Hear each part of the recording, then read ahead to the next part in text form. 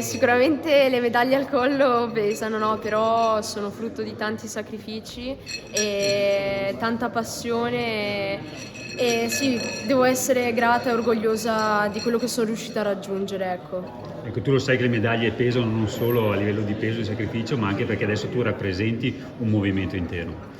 Questo mi fa super piacere perché anche magari ispirare giovani atleti, anche se io mi reputo ancora piccolissima, però ragazzi ancora più piccoli di me di intraprendere un sogno, di crederci sempre, sicuramente è una cosa bellissima. Ecco, qualcuno dice che quando si raggiunge un risultato così importante il difficile arriva adesso perché bisogna cercare di ripetersi.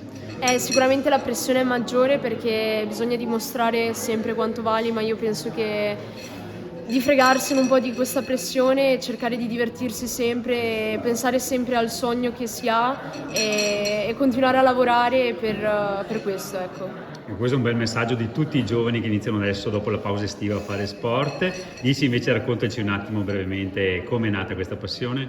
È nata quando ero piccolina, avevo 5 anni e abitavo ancora a Treville e c'era una pista dove giravano i bambini e per un volantino e vedendo questi ragazzi ho deciso di salire su una bicicletta e da lì la mia passione non è più smessa.